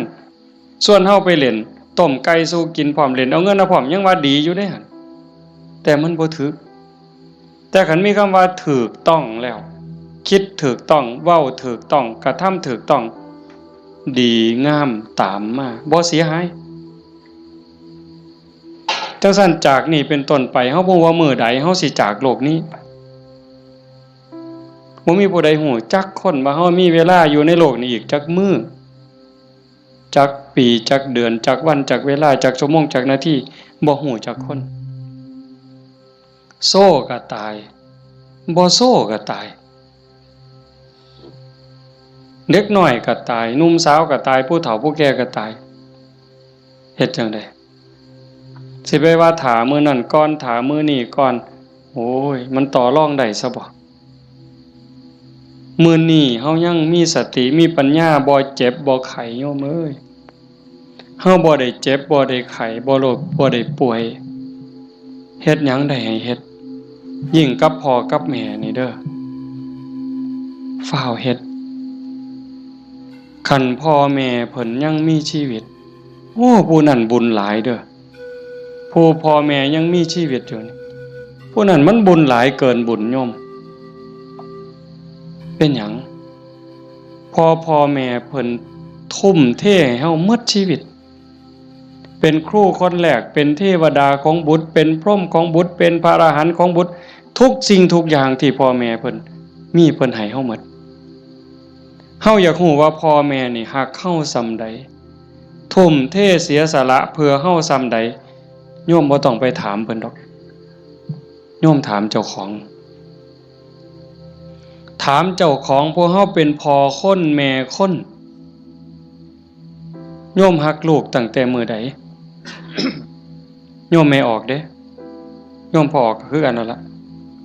ฮักลูกตั้งแต่มื้อใดฮักลูกตั้งแต่ว่ามีลูกเกิดในท้องแม่นบ่ไม่ออกฮะพอรู้สึกว่าตั้งท้องปั๊บเนี่ยไม่ออกนี่ฮักแล้วเด้ทุ่มเทความฮักให้กับลูกในท้องแล้วพ่อก็คือกันผัวคือกันทั้งที่บ่ฮู้เด้นี่ว่าลูกสิเกิดเป็นผู้หญิงเป็นผู้ชายสิขี้ร้ายหรือสิงามสิโง่หรือสิฉลาดสิพิการหรือบ่พิการสิเป็นพระหรือสิเป็นมหาโจรโยมบ่ฮู้เลยลูกในท้องนี่สิเป็นหญิงเป็นชายพิการหรือบ่สิเป็นพระดีจิตใจดีใจงามซ้ำพระเกินพระหรือสิเป็นมหาโจรยิ่งกว่ามหาโจรโยมบ่เกี่ยวฮักอย่างเดียวเลยบัดนี้แม่นบ่ไม่ออกแม่นอยู่ว่าแนวนี้เพิ่นก็คือเฮาบัดนี้หาได้บาทใดก็เพื่อลูกหาได้บักไม้บักไหลผู้ผัวไปป่าไปดงได้บักไม้บักไหลก็จะเอามาให้เมียกินเพื่อให้ลูกแข็งแรงพุ่นเด้คันว่ามันสิคลอดง่ายลูกสิแข็งแรงสิคลอดง่ายเมียน้ำนมสิหลายหามาเห็นบ่มือคลอดก็เกือบล้มเกือบตายผู้คนก็ตายอีหลีจักเจ็บจักปวดเพราะปานใดแต่เครียดให้ลูกบ่บ่ได้เครียดให้ลูกอยู่ไฟเดือน4เดือนหามวนซั่นบ่ตั้งแต่อยู่ใต้ห่มไม้เอาผ้าวี่มันก็เหงื่อแตกเหงื่อแตนนั่นนางฝิงไฟเด้นางฝิงไฟเดือน4เดือน5ต้มน้ำร้อนสดน้ำร้อนกินน้ำร้อนบัดแนวกินกับข้าวได้กินข้าวกับเกลือเลี้ยงตัวสิใหญ่แต่ละคนดมดากดมก้นเช็ดขี้เช็ดเหงียวป้อนข้าวป้อนน้ำตัวสิใหญ่มาแต่ละคนหมดข้าวจักเหล้าเสื้อผ้าหมดจักชุดหมดเงินจักแสนคือประมาณบ่ได้กลัวลูกสิใหญ่มาแต่ละคนเพิ่นก็คือกับเฮาฮักลูกจังซั่นสิตอบแทนแนวใดพระพุทธเจ้าเพิ่นสอนหน้าที่ลูกไว้ท่านเลี้ยงมาเลี้ยงท่านตอบเลี้ยงกายเพิ่นคือเพิ่นเลี้ยงเฮานะเลี้ยงใจเพิ่นก็คือเพิ่นเลี้ยงเฮาพ พ่อแม่เลี้ยงใจเฮาคือเพิ่นสอนอันใดถืออันใดผิดอันใดดีอันใดชั่วอันใดเป็นบุญอันใดเป็นบาปอันใดควรบ่ควรนี่คือเพิ่นเลี้ยงวิญญาณเฮาก็เลี้ยงจิตวิญญาณเพิ่นด้วยการเป็นคนดีฮักกันระหว่างพี่ระหว่างน้องทำโตเป็นคนดีพ่อแม่สิโอ้ยโยมเป็นยาอายุวัฒนะ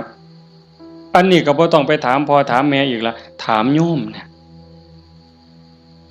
ขันลูกเขาเป็นคนดีหูจะคว่ำหลานเสือถอยฟังคว่ำบอกง่ายสอนง่ายโยมมีความสุขบ่อยากยื่นบ่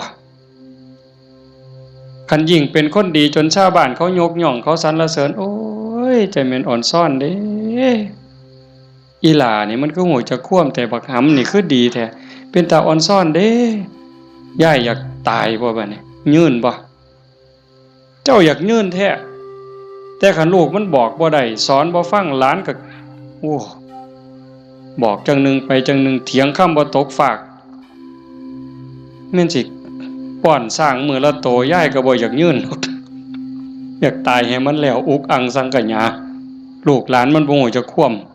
ำเอิ้นหาพญากรรมพญาเวรพุ่นแล้วมาเอาผู้ขาไปถอนโลดตัว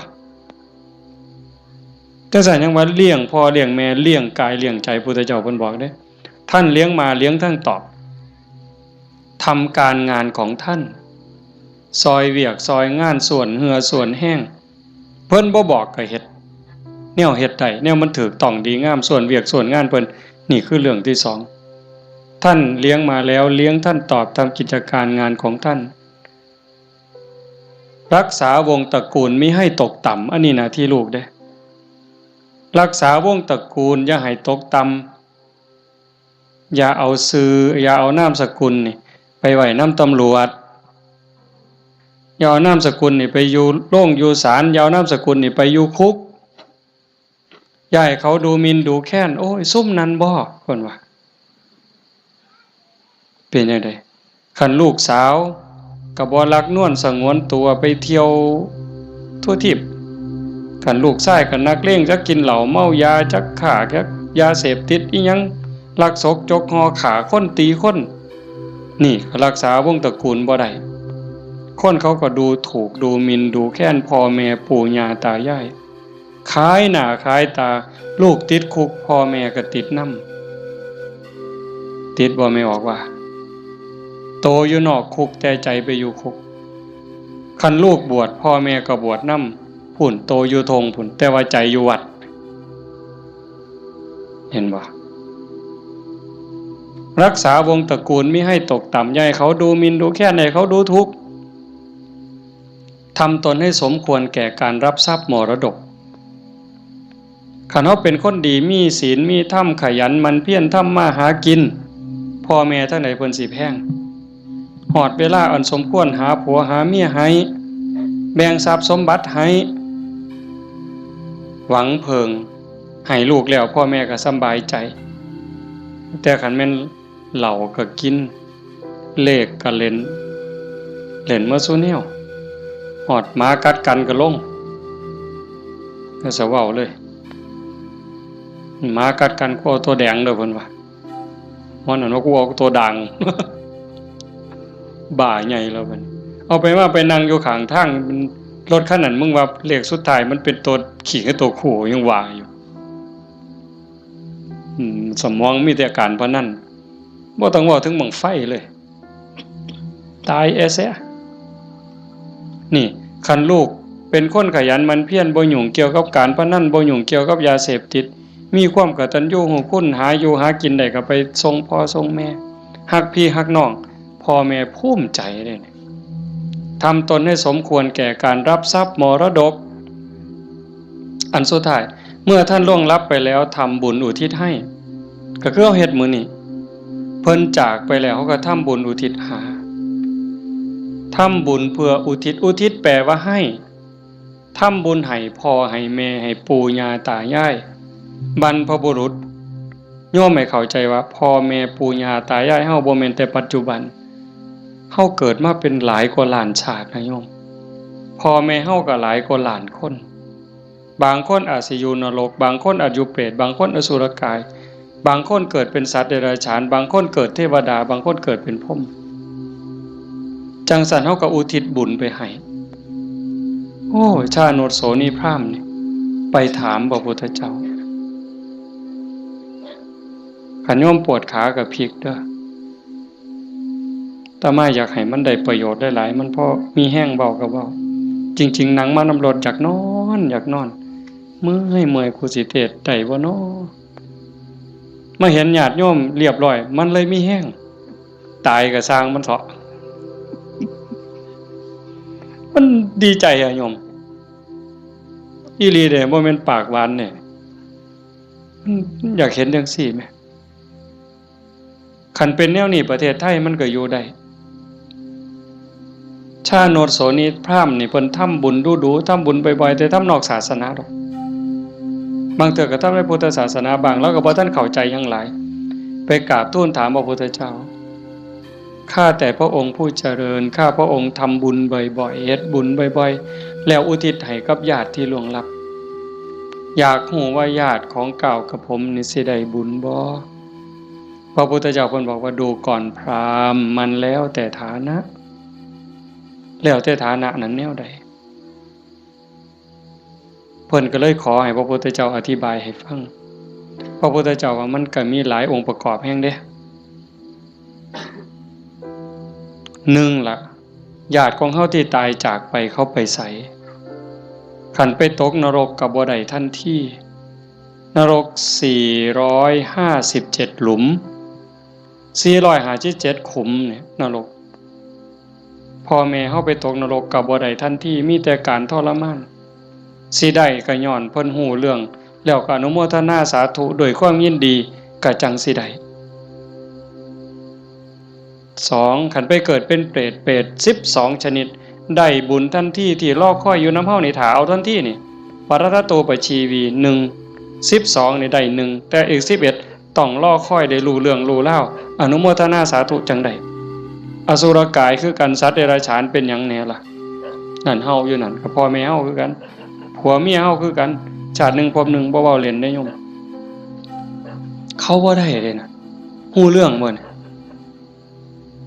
เฮาว่าเอากวดน้ำรับพรหมอหน่อยมันสิ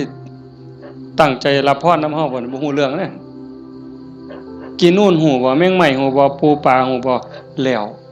บ่ฮู้ได้บ่ได้เด้นี่เขากินหยังเขาก็กินอาหารของเขา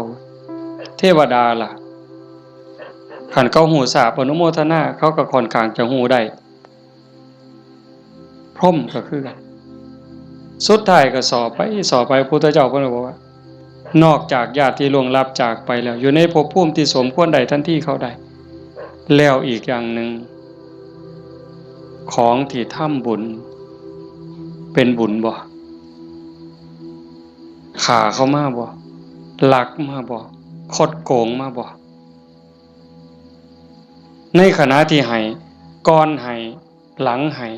เจ้ามีความยินดีเจ้ามีศรัทธามีความภูมิใจจริงบ่พุ่นเด้แล้วผู้รับทานเจ้าเป็นไผมีศีลบ่มีธรรมบ่เพิ่นก็จังไล่มาตั้งแต่สัตว์เดรัจฉานแต่มาเทศน์ดูๆโยมฟังในวิทยุก็สิได้ยินมันได้บุญอยู่ดอกซ้ำแม่ครัวนี่ส้มแม่ครัวนี่ล้างถ้วยล้างชามก่อนสิเทน้ำล้างถ้วยล้างชามล้างหม้อลงในดินลงขี้ศิกไม่ออกตั้งใจว่าสาธุเด้อน้ำล้างถ้วยล้างชามเนี่ยมันมีรสชาติอาหารปนไปกับน้ำซึมลงไปในดินให้พวกสัตว์อยู่ในดินพวกไส้เดือนต่างๆให้มันกินได้อยู่ได้กินแล้วให้มันมีความสุขกายสุขใจซ้ำนี่ก็ได้บุญนับประมาณบ่ได้ได้บุญหลายก็ไล่ขึ้นมาจากสัตว์เดรัจฉาน100เทื่อพันเทื่อบ่ได้บุญหลายเท่ากับให้คนผู้บ่มีศีลขี่เหล้าเมายาขี่ลักขี่ป่นตีหัวหมาด่าแม่คนได้หลายกว่าให้กับสัตว์เดรัจฉานจังซั่น100เทื่อพันเทื่อให้คนขี่เมาบ่มีศีลบ่มีธรรม100เทื่อพันเทื่อบ่ได้บุญหลายเท่ากับให้ผู้มีศีล5เทื่อเดียวเห็นบ่บัดนี้เป็นหมากเป็นผลแล้วเด้ให้กับคนมีศีล500เทื่อพันเทื่อบ่ได้บุญหลายเท่ากับให้คนมีศีล8 แม่ขาวพ่อขาวแม่ชีเทื่อเดียวให้ผู้มีศีล800เทื่อพันเทื่อบ่ได้บุญหลายเท่ากับให้เน้นผู้มีศีล10เทื่อเดียวให้เน้นมีศีล10ร้อยเทื่อพันเทื่อบ่ได้บุญหลายเท่ากับให้พระผู้มีศีล227เทื่อเดียวให้พระผู้มีศีล227ร้อยเทื่อพันเทื่อบ่ได้บุญหลายเท่ากับให้นักบวชนอกศาสนาที่เขาข่มกิเลสได้ให้นักบวชนอกศาสนาร้อยเทื่อพันเทื่อที่เขาข่มกิเลสข่มราคะได้บ่ได้บุญหลายเท่ากับให้พอออกไม่ออกเฮาผู้มีศีล5ก็ตามศีล8ก็ตามที่บำเพ็ญประพฤติปฏิบัติหวังเป็นพระโสดาบันเทื่อเดียวไล่บัดนี้จากโสดาปัตติมรรคไปสู่โสดาปัตติผลสกิทาคามีมรรคไปสู่สกิทาคามีผลสติคามีผลไปสู่อนาคามีมรรคอนาคามีผลจากอนาคามีมรรคอนาคามีผลร้อยเทื่อพันเทื่อ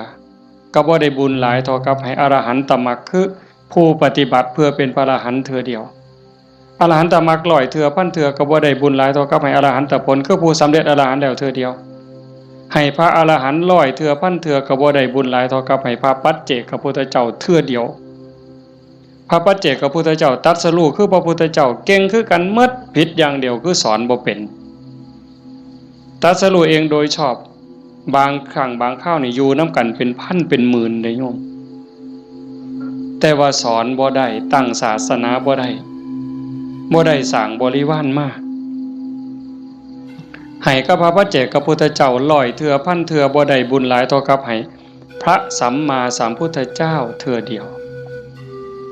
พระสัมมาสัมพุทธเจ้าคือพระพุทธเจ้าเฮานี่ล่ะเจ้าชายสิทธัตถะมาเป็นพระพุทธเจ้านี่เพิ่นสอนคนตั้งศาสนาได้ให้พระสัมมาสัมพุทธเจ้าร้อยเทื่อพันเทื่อบ่ได้บุญหลายเท่ากับให้สงฆ์ให้คณะสงฆ์ที่มีพระพุทธเจ้าเป็นประธานเห็นบ่ให้สงฆ์ที่มีพระพุทธเจ้าเป็นประธานร้อยเทื่อพันเทื่อก็บ่ได้บุญหลายเท่ากับสร้างวิหารเทื่อนึงสร้างวิหารร้อยหลังพันหลังถวายพระพุทธเจ้าก็บ่ได้บุญหลายเท่ากับให้ธรรมะสอนธรรมะเห็นบ่นี่อาตมาได้บุญหลายอยู่เดี๋ยวนี้ที่อาตมาบ่ตายนี่มันก็ย้อนบุญตัวนี้เด้ให้ธรรมะเป็นฐานชนะการให้ทั้งปวงอาตมากำลังเว้าธรรมะบอกธรรมะให้ธรรมะแล้วเจ้าภาพเป็นผู้นิมนต์มาเจ้าภาพติดต่อบ่ได้บอกโยมไม่ออกต้องสุขนิมนต์อาจารย์เนี่ยโยมไม่ออกต้องสุขก็ได้บุญตรงนี้นำมาเนี่ยเห็นบ่คันบ่เจ้าภาพบ่เสนอบ่อยากมีแนวนี้พี่น้องก็บ่ได้ฟังธรรมในขณะที่ฟังธรรมอยู่นี่พาเพิ่นบันทึกเสียงพร้อมเก็บไปเปิดวิทยุฮือดีบ่ดีเพิ่นกำลังถ่ายทอดสดอยู่เดี๋ยวนี้จังหวัดอุบลอำเภอสำโรงอำเภอวารินอำเภอเขืองในฟังนำเฮายโสธรมหาชนะชัยค่ำเขื่อนแก้วขอว่างฟังนำเฮาสุรินทร์โน่นหน้าไร่สำโรงทาบสังขะฟังนำเฮาเห็นบ่จากเจ้าภาพนิมนต์อาตมามาเว้าเนี่ยเพิ่นได้ยินนำเฮาหมดเฮาฟังกันอยู่นี่ประมาณ100แต่ฟังอยู่ทั้งบ้านเป็นพันบาดนี่บุญสิเอาซ้ำใดเจ้าถามเบิ่งสิเอาซ้ำใดเฮ็ดถูกเฮ็ดแม่นเนี่ยมันเป็นได้บุญนี่มันจะเอาไปใส่ได้นี่บ่ต้องลงทุนหลายซ้ำเห็นบ่ทำบุญอุทิศให้โยมเฮ็ดอุทิศส่งไปหอดไปถึงชาโนโสนิพามเพิ่นถามจังซี่ล่ะพระพุทธเจ้าก็อธิบายผู้รับทานวัตถุทานใจผู้ให้แล้วผู้จากไปอยู่ไสถามไปถามมาเพิ่นก็สอจอกหลอกแจกแหลกเพิ่นจะเข้าใจเนาะพระพุทธเจ้าว่าได้เฉพาะญาติได้ทันทีคือญาติที่เป็นปรัตถตูปชีวีชาโนโสนิพามมันก็เลยถามสอเข้าไปว่าข้าแต่พระองค์ผู้เจริญถ้าเกิดว่าญาติของข้าพระองค์ไม่ได้ไปเกิดเป็นปรัตถตูปชีวีบุญนี้จะไปไหน พระพุทธเจ้าเพิ่นก็เลยว่าแบบอาตมาว่ามาตั้งแต่สัตว์นรกไป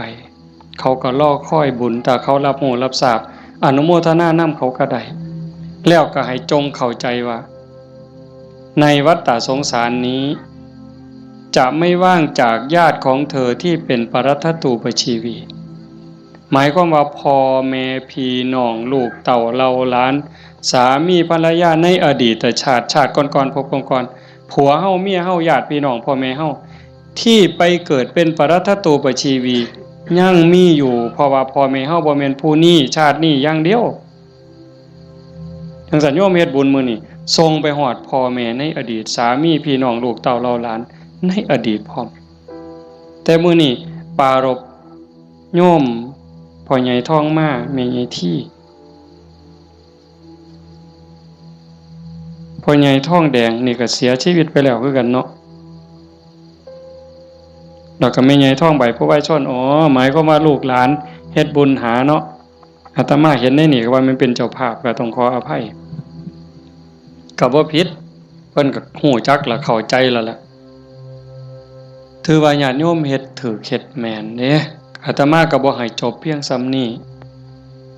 ผู้ไปทำมาหากินกรุงเทพกรุงไทยแม่นเฮาบ่ได้ใส่บาตรบ่ได้ทำบุญก่อนหลับก่อนนอนไหว้พระนั่งสมาธิเด้อแม่นบ่ไปกรุงเทพจักคนนี่แม่นบ่เบิ่งท่าทางมาแต่กรุงเทพแน่ๆ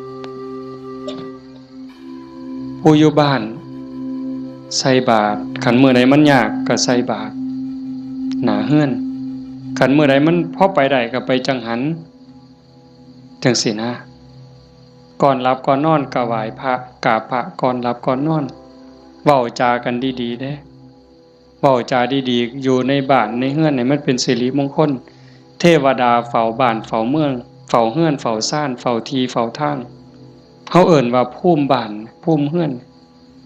เพิ่นได้ยินเฮาเว้ากันดีๆเว้ากันม่วนๆเทวดาก็ดีใจอาจสิเป็นพ่อเฮาปู่เฮาย่าเฮาแต่อดีตก็ได้เห็นเฮาเว้าดีจากันดีเพิ่นก็อยากได้บุญนำเป็นจังได๋รักษาบ้านรักษาเฮือนเฮ็ดหน้าบ่พอใดก็ได้มื้อนี้มีโยมผู้หนึ่งโทรศัพท์มาคุยกับอาตมาโอ้ยหลวงพ่อเพิ่นว่าโยมก็งึดอยู่เฮ็ดหน้าหว่านเขาลงไปแหลกๆเขากำลังงอกบ่ทันได้พอคืบจ่อยน้ำท่วมหว่านแหลกๆน้ำท่วมบัดน้ำบกไปก็แล้งบัดแห้งใหม่พร้อมจักสิตายสิยังบัดฝนมาใหม่ก็บ่ค่อยได้ไปเบิ่งบัดไปเห็นบัดนี้ใบก็บ่เห็นมีแต่ห่วงเพิ่นว่า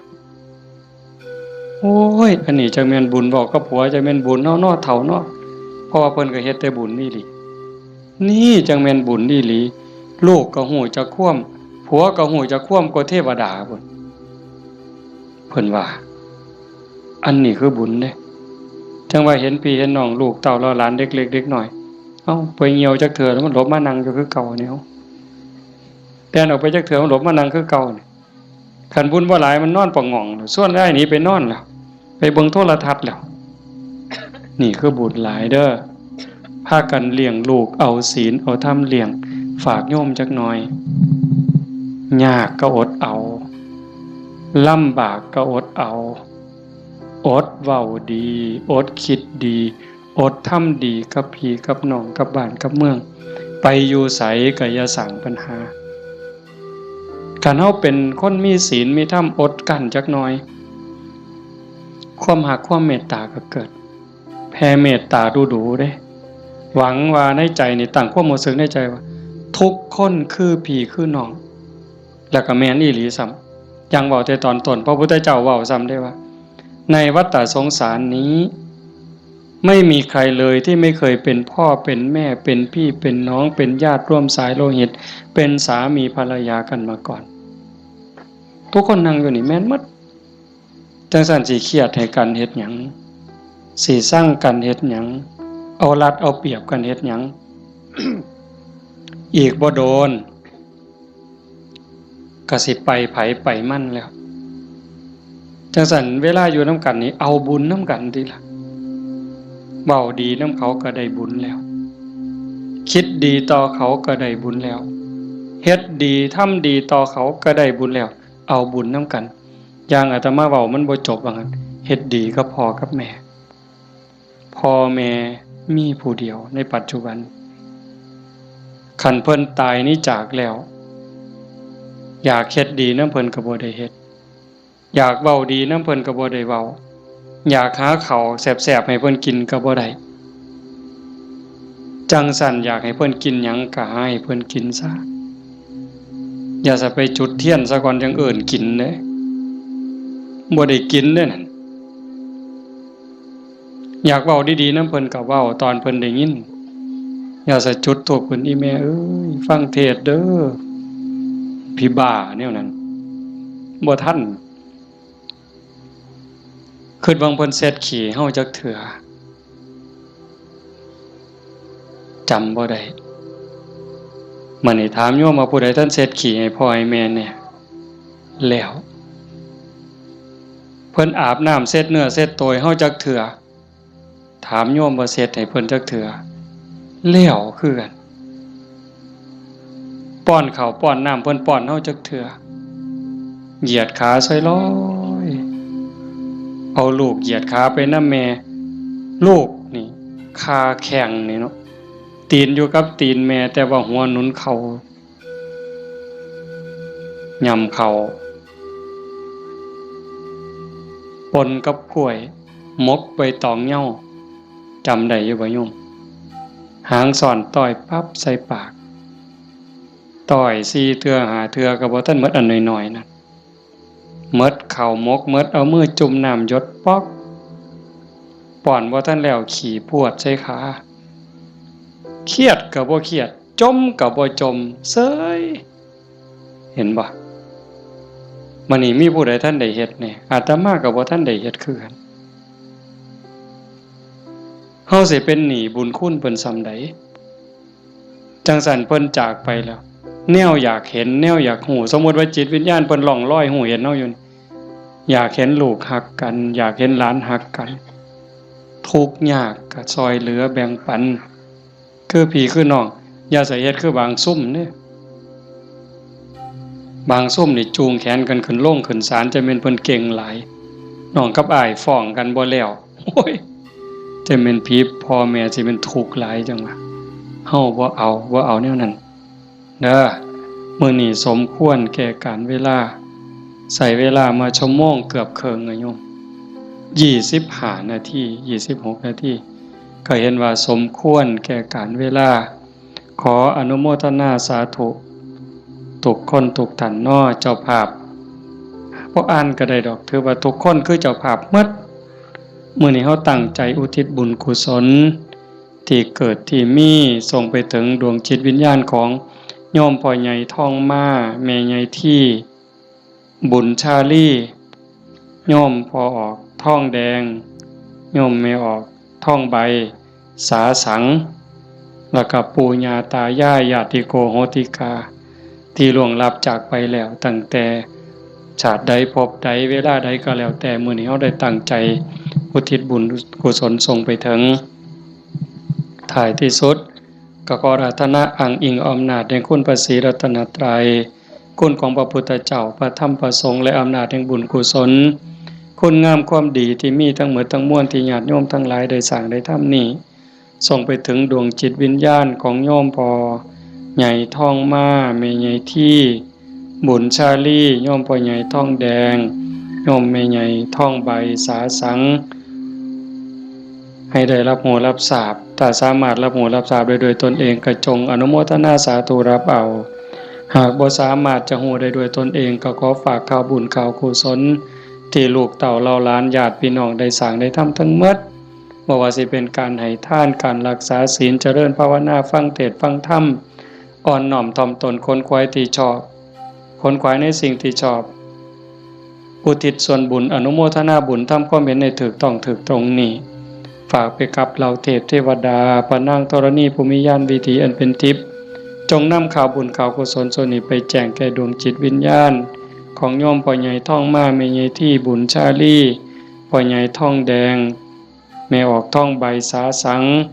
ให้ได้รับโหรับทราบแล้วจงอนุโมทนาสาธุรับเอาหากว่ามีความทุกข์ก็ขอบุญกุศลส่วนนี้ทายถอนให้ได้พ้นไปจากความทุกข์หากว่ามีความสุขดีอยู่แล้วก็ขอบุญกุศลส่วนนี้จงส่งเสริมให้ได้มีความสุขยิ่งขึ้นไปสุดท้ายก็ขอให้บุญกุศลเหล่านั้นจงสะท้อนย้อนกลับมาปกปักรักษาคุ้มครองญาติโยมสุขสุขคนให้เป็นผู้มีสุขภาพกายสุขภาพจิตที่แข็งแรงอายุมั่นขวัญยืน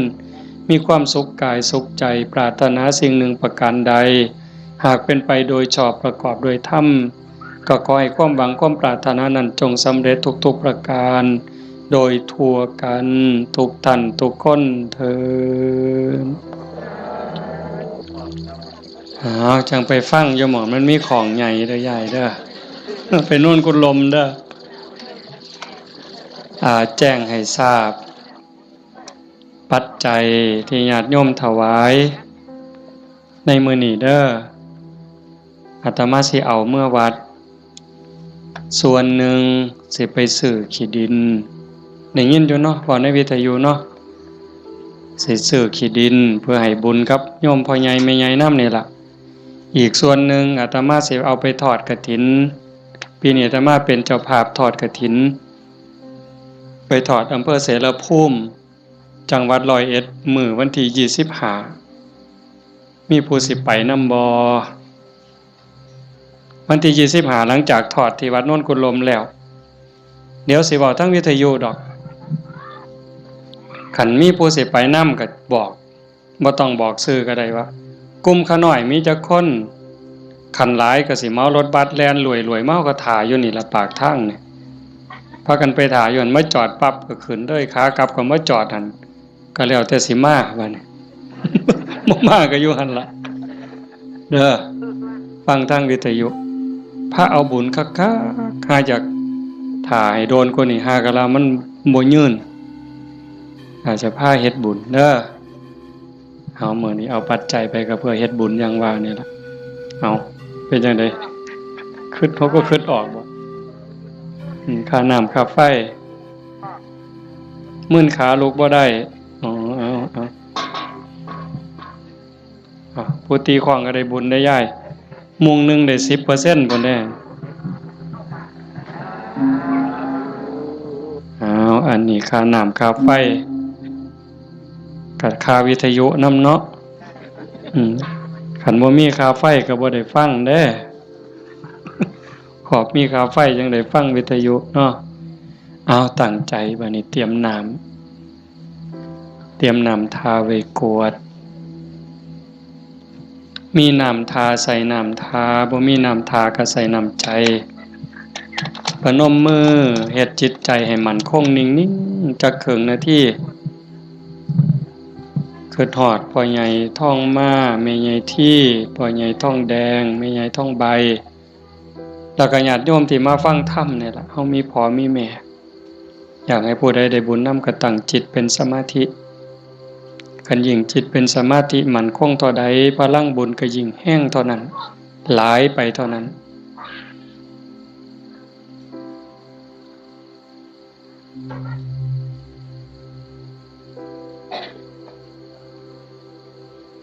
ยะถาวาริวหาปุราปาริปุเรนติสาคารังเอวะเมวะอิโตทินังเปตานังอุปกัปปติอิจิตังปฏิตังตุมหังคิปเมวะสมิจจตุสัพเพปุเรนตุสังกปาจันโทปนรโสยะถามณิโชติรโสยะถาสัพพิติโยวิวัชชันตุสัพพโรโควินัสสตุมาเตภวัตวันตรายโยสุขีทีขายุโกภวะอภิวาทนาสีริสนิจจังวุธาปจายโนจัตตารโอธรรมาวัฏันติอายุวันโนสุขังพลังภวตุสัพพมังคลังรักขันตุสัพพเทวตาสัพพพุทธานุภาเวนะสัพพธัมมานุภาเวนะสัพพสังฆานุภาเวนะสัทธาโสธีพระวันตุเต